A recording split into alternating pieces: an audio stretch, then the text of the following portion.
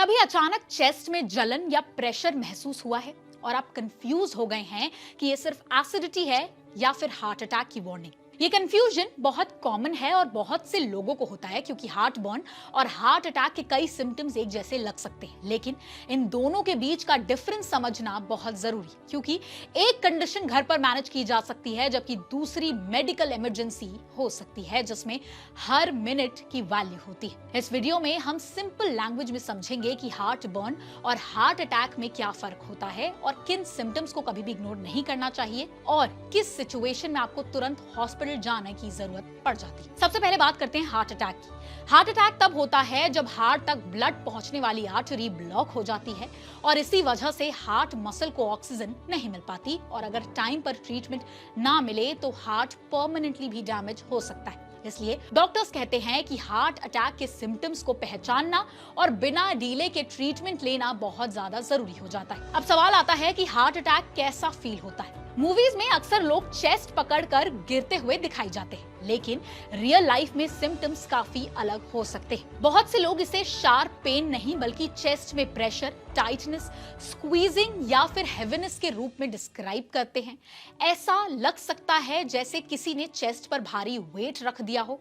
ये फीलिंग सिर्फ चेस्ट तक लिमिटेड नहीं रहती। दर्द या प्रेशर लेफ्ट आर्म, शोल्डर, नेक, जॉ या बैक तक भी बढ़ सकता है। हार्ट अटैक के साथ कुछ और भी सिम्टम्स नजर जरूर आ सकते हैं, जैसे अचानक सांस फूलना, बहुत ज्यादा पसीना आना, नौशिया या फिर वॉमिटिंग फील होना, वीकनेस, डिजीनेस या अनयूजुअल फटीग। खास बात यहाँ पर यह है कि महिलाओं में कई बार चेस्ट पेन प्रोमिनेंट नहीं होता, उन्हें सिर्फ फटीग, बैक पेन या फिर शॉर्टनेस ऑफ ब्रेथ जैसे सिम्टम्स हो सकते हैं। इसी वजह से महिलाओं में हार्ट अटैक कभी कभी लेट डायग्नोस होता है। अब बात करते हैं हार्ट बर्न, जिसे हम एसिडिटी या फिर एसिड रिफ्लक्स भी कहते हैं। हार्ट बर्न का हार्ट से कोई भी डायरेक्ट कनेक्शन नहीं होता है। ये तब होता है जब स्टमक का एसिड फूड पाइप यानी कि ईसोफेगस में वापस आ जाता है। इस कंडीशन में चेस्ट के बीच बर्निंग सेंसेशन महसूस होने लगती है जो कई बार थ्रोट तक भी पहुंच सकती है। ये डिस्कम्फर्ट खाना खाने के बाद, स्पाइसी या फिर ऑयली फूड खाने के बाद या लेटने पर और ज्यादा बढ़ सकता है। हार्ट बर्न और हार्ट अटैक में सबसे बड़ा डिफरेंस सेंसेशन का होता है। हार्ट बर्न में जनरली बर्निंग फील होती है जबकि हार्ट अटैक में प्रेशर, टाइटनेस या फिर स्क्वीजिंग सेंसेशन ज्यादा कॉमन हो जाती है। अगर एंटासिड लेने के बाद भी सिम्टम्स जल्दी इंप्रूव हो जाते हैं तो चांसेस हैं कि प्रॉब्लम एसिडिटी की ही हो, लेकिन अगर चेस्ट पेन 15 मिनट या उससे ज्यादा टाइम तक बना रहे, रेस्ट करने पर भी ठीक ना हो या उसके साथ सांस फूलना, स्वेटिंग या आर्म और जॉ में डिस्कम्फर्ट हो तो इसे एसिडिटी समझकर इग्नोर बिल्कुल मत कीजिए। चेस्ट पेन के पीछे सिर्फ हार्ट अटैक या एसिडिटी ही रिस्पॉन्सिबल नहीं होते। कई बार lung infection, pulmonary embolism, muscle strain, gall bladder या पैनक्रियाज की प्रॉब्लम, पैनिक अटैक या ब्लड वेसल की सीरियस कंडीशन जैसे चेस्ट डिस्कम्फर्ट का भी ये रीजन बन सकता है। इसलिए चेस्ट पेन को खुद से डायग्नोस करना सेफ बिल्कुल भी नहीं है। अगर आपको चेस्ट डिस्कम्फर्ट हो रहा है तो कुछ सिंपल चीजें ऑब्जर्व आप कर सकते हैं। क्या पोजीशन चेंज करने से पेन कम हो रहा है? क्या एंटासिड लेने के बाद रिलीफ मिल गया है?